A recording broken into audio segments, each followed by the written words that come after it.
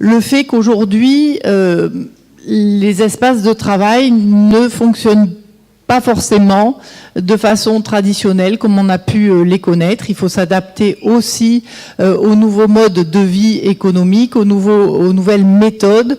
Et ces lieux d'échange, de coworking, de Fab Lab qui s'inspirent de ce qu'étaient les makers, est quelque chose de très important. Ça a du sens à l'échelle de la métropole de réfléchir comment on peut avoir des synergies sur les lieux comme The Camp qui réfléchissent à la ville de demain, sur les lieux d'application comme ici à Marseille, notamment sur Euroméditerranée, comment on applique ces innovations dans la construction de la ville, en matière énergétique, en matière d'usage, en matière de mobilité. Mais Sabine Bernasconi, si vous voulez donc venir nous... On voit bien que la nouvelle économie, les lieux d'innovation, les nouveaux lieux de travail avec ces nouvelles façons de travailler, de se retrouver, de partager. Effectivement, la vision du centre-ville comme un centre-ville agréable à vivre, qui apporte des services, qui est finalement le cœur de toutes les interactions, qui fabrique les grandes métropoles. Eh bien, ces tendances-là, elles sont observables partout dans les grandes métropoles internationales, mais elles existent aussi ici, à Marseille, en centre-ville, et elles sont très fortement avancées, en dynamique, actives, structurées, avec un tissu, vous le voyez, qui ne manque pas de continuer à se nouer et avec des liens très forts. On a appelé ces rencontres une chance pour les centres-villes. C'est pas le titre de la publication, comme vous pouvez le voir. On aurait pu appeler ça aussi les centres-villes dans le parcours résidentiel de l'innovation. Bon, c'est un peu plus techno, mais ça dit plus que ça doit dire. C'est-à-dire qu'il y a encore 8 ans, je dis 8 ans parce que quand j'ai commencé la gamme, le centre-ville de Marseille, mais beaucoup de centres-villes n'étaient pas du tout dans le radar des stratégies de localisation, des start-up, des projets innovants. Pour certains, ils n'existaient pas, donc c'est un peu normal, mais pour d'autres, c'est vrai que le centre-ville, c'était dédié à des activités touristiques, commerciales, tertiaires pour certaines, et encore, dans l'hypercentre, c'est moins évident.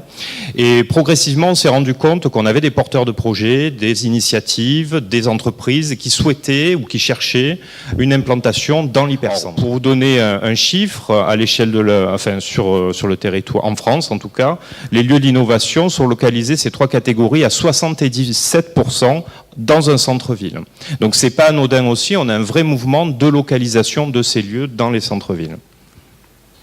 Alors effectivement, c'est ce qui sous-tend la création ou le développement de ces nouveaux lieux, c'est un mouvement sociétal, générationnel. On a beaucoup parlé, génération Y, la génération digitale, etc.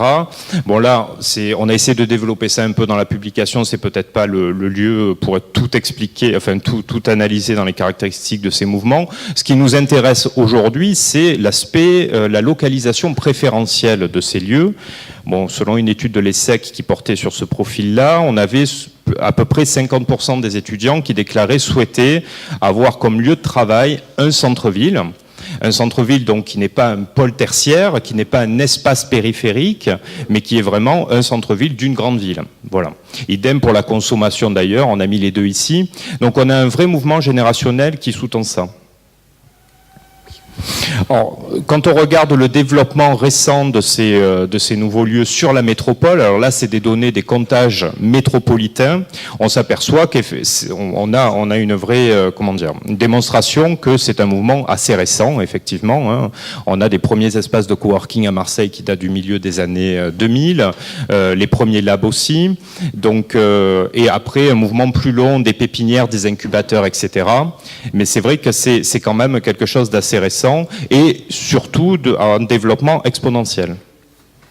Si on regarde les localisations préférentielles maintenant, on s'aperçoit que le centre-ville, même à l'échelle métropolitaine, est assez bien représenté, bien que sur les labs, on retrouve aussi des localisations plus périphériques, notamment sur les labs à innovation industrielle les plus forts. Donc ça, c'est un peu une illustration des lieux qu'on a pu analyser dans la publication. On est allé voir le LFO, le Fab Lab de la Friche, qui est assez intéressant d'ailleurs sur ce concept, et différents espaces de coworking qui se sont développés récemment, notamment en centre-ville.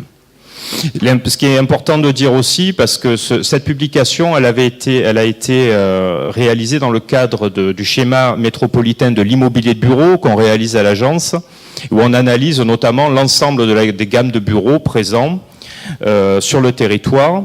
Et ce qui nous est apparu, c'est que ces nouveaux lieux d'innovation s'inscrivent à part entière aujourd'hui, notamment pour le coworking, dans une nouvelle gamme, une nouvelle typologie de bureaux, alors qu'ici on avait appelé innovation, à côté du bureau traditionnel, du back-office, du décisionnel et commandement, du bureau de proximité, par exemple pour les professions libérales. On s'aperçoit qu'on a une typologie de bureaux à part entière qui s'inscrit avec toujours pareil, c'est cette logique de localisation qui nous semble très importante. Bon, ça c'est des évolutions à l'échelle de la France des espaces de coworking, donc ce que je disais tout à l'heure, c'est un mouvement national avec un développement exponentiel récent. Sur la métropole, on a 30 espaces de coworking, c'est compliqué, qui ont été recensés si on isole que le coworking. Alors c'est vrai que le coworking, c'est quand même quelque chose qui nous est apparu particulièrement dynamique. Et bon, plus facile à repérer aussi, il faut être clair, mais particulièrement dynamique par rapport à d'autres makerspace ou labs, mais sans doute que nos intervenants nous présenteront ce volet-là, plus en détail. Donc, pour finir, on a mis une carte à jouer pour la revitalisation économique du centre-ville. Donc, on a un environnement urbain favorable, à la fois pour les utilisateurs et les porteurs de projets, avec tout ce qu'on a souvent dit, les aménités urbaines qui caractérisent le centre-ville, transport, espace public, mixité fonctionnelle, proximité de loisirs, un parc immobilier de bureaux à Marseille qui quand même dans l'hypercentre est accessible en termes de prix notamment, une interaction forte entre l'environnement urbain donc, et la réussite des projets, génératrice d'effets induits, d'externalités positives. Ces projets-là apportent de l'emploi, du renouveau de l'emploi dans les centres-villes. Les centres-villes leur fournissent les compétences et ça c'est quand même une interaction importante parce que les centres-villes encore aujourd'hui, même à Marseille, ont une population assez qualifiée. Ces projets apportent de l'expérimentation en centre-ville, mais aussi de l'animation. On a un effet image, un effet adresse qui se renforce et qui est très fort, notamment pour les centres-villes les plus dévitalisés au niveau économique. Et on a une vraie diversification économique et une proximité aussi qui est apportée par ces projets. Et donc je disais qu'on a des mutations sociétales favorables, comme disait Jean-Laurent Casselli, est-ce que c'est un signal faible? Est-ce que c'est un mouvement qui va prendre de l'ampleur de plus en plus demain? Quoi qu'il en soit, en 2025, 60% de la population active française sera issue de la génération Y, qui semble quand même porter fortement ces dynamiques de projets. Voilà. Et donc là, c'est la répartition des tiers-lieux à l'échelle des centres-villes. Ce que j'essaie d'expliquer dans le livre, c'est qu'on voit émerger une population qui est hybride dans son parcours scolaire universitaire. C'est-à-dire c'est des gens qui ont fait des longues études prestigieuses et qui derrière vont passer une formation technique, un CAP typiquement, puisque c'est le diplôme le plus connu, et donc vont avoir en quelque sorte la double casquette, la double compétence. Ce sont à la fois des gens qui réfléchissent, qui ont beaucoup de recul, par exemple qui vont faire des études de marché avant de s'implanter, donc ils ont des démarches très réfléchies, et en même temps ils ont la connaissance pratique, le savoir-faire du métier. En quelque sorte, ils ont à la fois les savoir-faire et les faire savoir. Voilà, donc je pense qu'ils sont particulièrement armés pour les nouveaux modèles d'innovation, les nouveaux types d'entreprises. Et encore une fois, il ne s'agit pas de dire le CAP c'est mieux ou moins bien que les études supérieures. C'est la double compétence. Ça me paraît être quelque chose d'intéressant. On se pose toujours dans ce cas-là, c'est est-ce que c'est un effet de mode ou est-ce que c'est vraiment une tendance et est-ce qu'on va aller vers parce que là, c'est un peu ce qu'on voit ici. À Marseille, il n'y a pas maintenant une semaine ou une quinzaine sans qu'il y ait un espace qui s'ouvre. On en reparlera tout à l'heure. Tendance ou juste mode associé à certains comportements comme la qualité de l'alimentation. On va faire des tonnes sur la nouveauté dans les médias parce que c'est aussi ce qui intéresse les lecteurs, ce qui sort de l'ordinaire. Mais en général, on observe que des phénomènes qui sont parfois 10 ans, 15 ans plus tard, se généralise dans l'ensemble de la population. Et sur les modes de travail et les aspirations à la quête de sens, je pense qu'on peut dire qu'on a affaire à une petite tendance qui va grossir et qui va se répandre, se diffuser dans la population et sur le territoire. Ouais, en fait, le mouvement de diplômés qui vont investir des métiers traditionnels, des métiers populaires en fait, des métiers de commerce, des métiers d'artisans, des métiers qui quelque part étaient un petit peu mal vus dans leurs milieux sociaux parce que c'était considéré comme une sorte de déclassement, on va dire, professionnel, sinon social. Ça correspond aussi à un phénomène qui est que de plus en plus, une partie de la population a des attentes, des aspirations de plus en plus élevées dans sa consommation, dans ses modes de vie. Les consommateurs eux-mêmes vivent une forme de crise, de quête de sens dans leur rapport à l'alimentation. Typiquement, on le voit, il y a beaucoup d'études là-dessus en ce moment. Et du coup, ces néo-entrepreneurs, ces néo-artisans ont un rôle spécifique à jouer parce que ils ont la capacité à répondre à ces aspirations parce qu'ils font partie de la même population, ils ont les mêmes codes culturels, les mêmes parcours, les mêmes envies, et ils aident en fait à faire monter en gamme en quelque sorte des secteurs, des territoires aussi. J'établis dans le livre un lien entre la montée en gamme de cet artisanat et entre guillemets la montée en gamme des quartiers avec le phénomène de gentrification, qui est le phénomène en fait on va dire d'embourgeoisement quelque part de la population et de l'offre commerciale qui est liée à un quartier. Et voilà, donc c'est aussi une des conséquences de ce phénomène. Alors vous connaissez bien Marseille, on est un peu au centre du débat là, hein. Est-ce que c'est un peu je vais être provocateur, de la boboisation, ce qu'on vit un peu aujourd'hui, ou bien cette gentrification dont vous parlez, ou bien est-ce que vraiment on peut parler de tendances économiques fortes? Et vous connaissez bien Marseille, est-ce que vous pensez qu'ici ça peut marcher, et notamment dans le périmètre du centre-ville? Oui, alors c'est marrant parce que moi j'habite à Pantin en Seine-Saint-Denis à côté de Paris, comme beaucoup de bobos parisiens, et je travaille dans un espace de coworking et mes coworkeuses et coworkers sont parisiens pour la plupart, journalistes, et sont tous fans de Marseille. Et donc j'ai eu une discussion la dernière fois avec eux et je voulais leur demander pourquoi ils voulaient s'installer à Marseille, parce que dans leur idéal de leur cartographie idéale des villes françaises, il y a Bordeaux, Nantes et Marseille.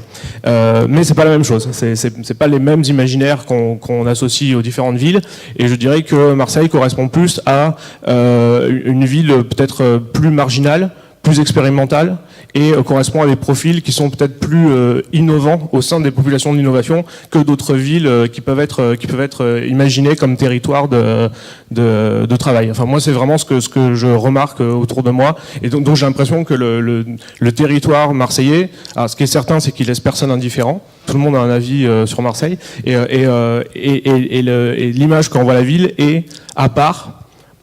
Et je pense que cette spécificité peut être vraiment un atout en fait, presque un avantage, j'allais dire un avantage concurrentiel quoi.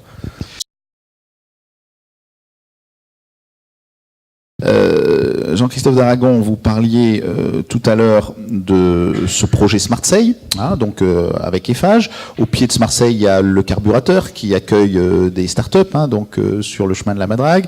Il y a beaucoup d'animations différentes dans le périmètre d'Euroméditerranée. Sur un projet comme les fabriques, il va donc y avoir des néo-artisans qui vont s'installer. Juste un mot avant de passer la parole à David. Comment vous articulez ça sur des grands projets d'urbanisme? Dire, on va prendre le risque ou la décision, mais ça peut être quand même pas simple toujours de mettre à côté de l'habitation et de l'activité artisanale. Comment est-ce qu'on fait ces choix-là? Quelles précautions on prend? Comment on va communiquer sur ces projets-là? Je pense qu'aujourd'hui, la mixité fonctionnelle, c'est quelque chose qui est souhaité et voulu par notamment ces classes créatives qu'on évoque. C'est-à-dire que avoir une logique de quartier d'affaires d'un côté ou une logique de quartier à dominante de logement de l'autre, ça marche plus ou ça marche moins. Donc la question de la mixité fonctionnelle, sociale, intergénérationnelle, elle est centrale dans notre plan d'aménagement. Ça, c'est le premier point.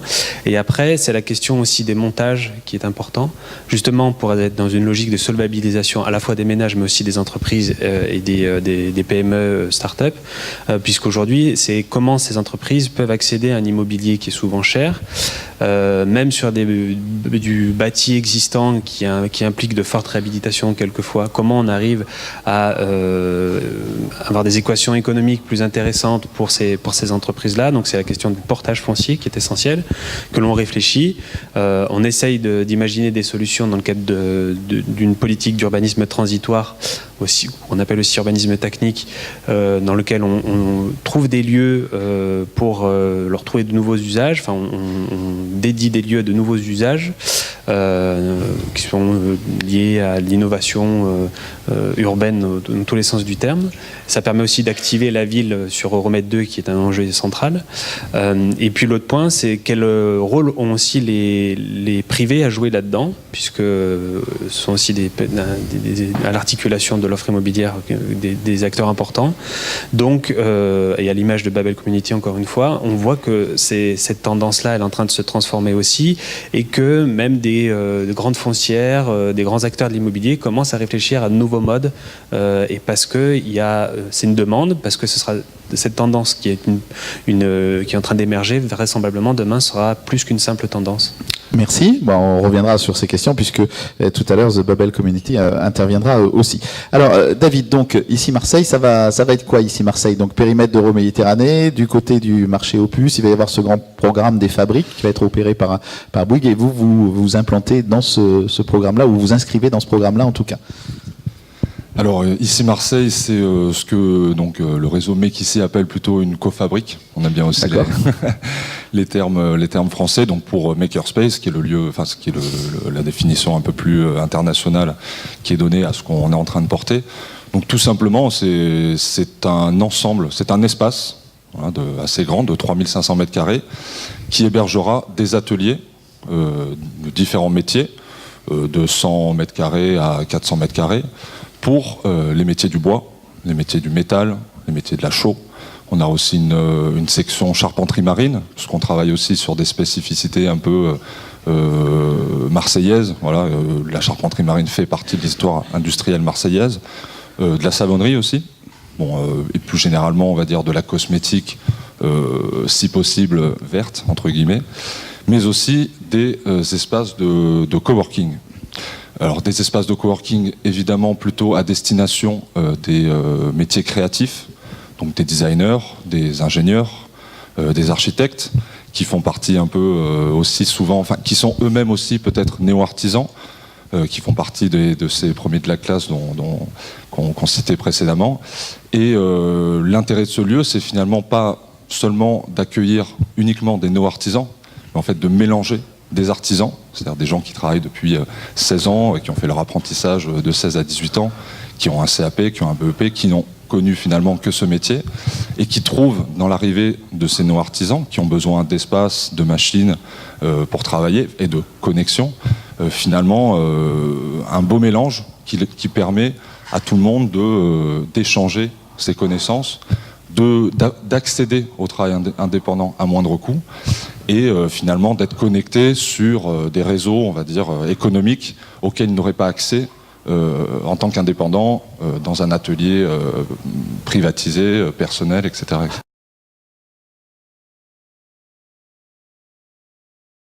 Nicolas Trèche, est-ce que vous pouvez peut-être, en rebondissant sur les propos de Jean-Christophe d'Aragon, nous dire aujourd'hui en matière d'immobilier de bureau, qu'est-ce que ça peut changer, vous qui êtes un professionnel de ces questions-là, ces nouvelles tendances dont on parle aujourd'hui, et l'arrivée de ces nouveaux lieux de l'innovation, qui sont peut-être pas des concurrents pour les bureaux traditionnels, mais qui doivent quand même vous interpeller un petit peu? C'est certain, c'est une vraie révolution. On la constate maintenant depuis 2 ou 3 ans. Vous avez raison, elle n'est pas concurrente directe, elle vient juste combler un manque pour beaucoup d'entreprises qui, du fait de la législation des baux commerciaux en France, trouvaient pas chaussures à leurs pieds, soit pour des raisons de croissance. Une entreprise qui se monte et qui croit fortement a du mal à savoir ce qu'elle sera dans 3 ans, soit pour des questions financières. On a un immobilier de bureau qui est quand même détenu maintenant en majorité par des investisseurs institutionnels, des fonds d'investissement, des banques, des assurances, qui, pour héberger une société, demandent des garanties financières. Par définition, une société qui se crée et qui est jeune a du mal à garantir une stabilité financière à un propriétaire investisseur.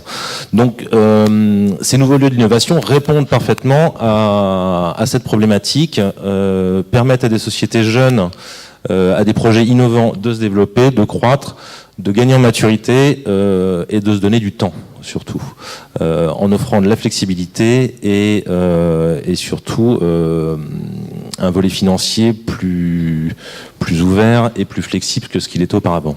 C'est-à-dire que à la fois on essaye de suivre ces sociétés pour suivre leur croissance et éventuellement d'ici quelques années leur proposer un immobilier tertiaire plus traditionnel si elles le souhaitent. À l'inverse, on constate de plus en plus de grands groupes qui, pour des raisons à nouveau de flexibilité financière et opérationnelle, viennent vers ces tiers-lieux, ces espaces de coworking, pour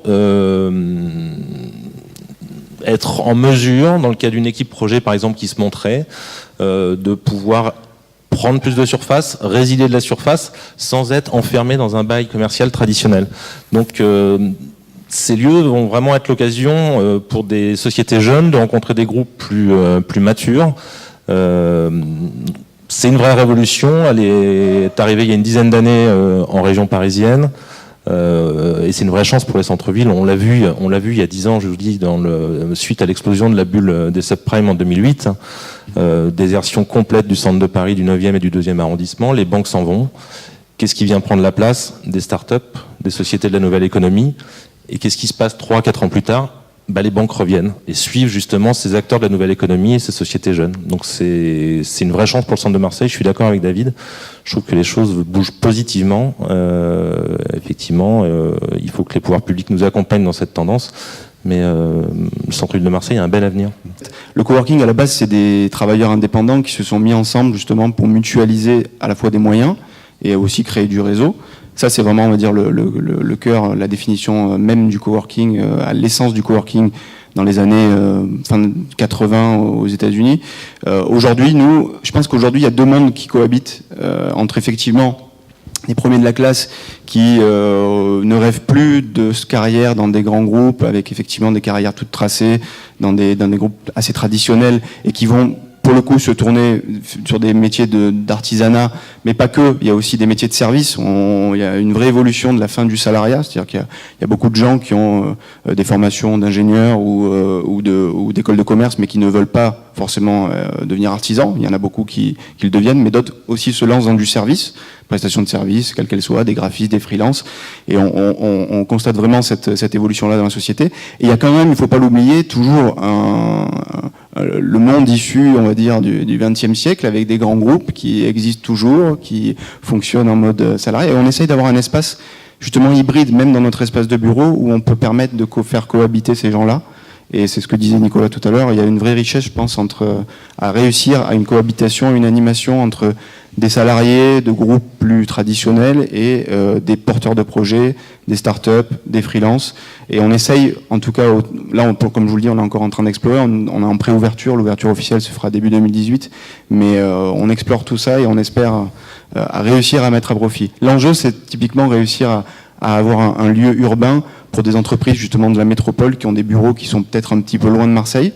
Je pense à tout le bassin effectivement de l'Arbois, Vitrolles, Aix-en-Provence, avec des grands groupes qui auraient peut-être besoin d'avoir un plateau de bureaux en centre-ville pour éviter que leurs salariés perdent 3 heures dans les transports tous les matins, par exemple. Ça peut être un enjeu d'avoir un bureau déporté. Ces entreprises-là ont une grande part de leurs salariés qui sont marseillais, qui habitent à Marseille, généralement dans le centre-ville ou dans les quartiers d'habitation.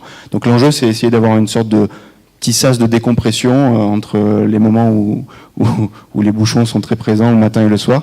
Et donc voilà, on est en train de travailler avec ces grands groupes sur ces discussions-là. Et en même temps, réussir aussi à attirer des freelances, réussir à attirer des startups, des porteurs de projets, que ce soit au niveau local ou au niveau national. Bon, et donc des gros projets sur Marseille, et puis notamment, on va en parler, Babel Community. Et donc, au fur et à mesure de l'évolution en fait de la structure, de plus en plus de gros projets ont été mis sur la table, on va dire. Et le dernier en date étant l'acquisition d'un immeuble rue de la République, au 70 rue de la République, en septembre 2015, qui a donné lieu à beaucoup de réflexions au sein des équipes pour justement essayer de penser comment est-ce qu'on allait occuper ces quasi 4000 mètres carrés en plein cœur de la rue de la République, qui est vraiment, pour le coup, on en parlait tout à l'heure, qui doit être le trait d'union entre un centre-ville historique et un quartier d'affaires et le périmètre de l'Euroméditerranée. Et du coup, c'était un emplacement, nous, qui nous paraissait d'une part stratégique, et d'autre part, cet espace-là, il a fallu qu'on se repense un petit peu par rapport à nos activités historiques et par rapport aussi aux évolutions qu'on constatait dans les nouvelles générations, dans les usages notamment urbains, qu'on repense un modèle, et on a créé du coup effectivement The Babel Community, qui est une sorte d'immeuble hybride global qui englobe au sein d'un même espace à la fois un espace de co-living, donc on va un petit peu plus loin que le simple logement individuel. On a des logements partagés, on a également des logements individuels, mais surtout on partage à la fois des espaces communs et des services.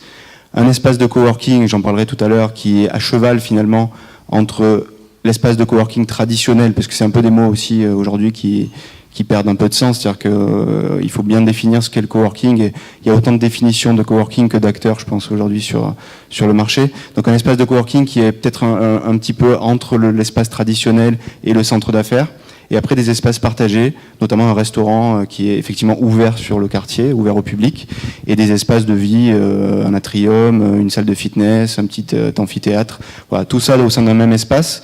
Et ce qui est très important, c'est qu'aujourd'hui, nous, on est spécialistes de immobilier, mais ce qui va donner vie au projet, on est encore en train d'explorer, si vous voulez, aujourd'hui, ce que peut devenir The Babel Community à terme.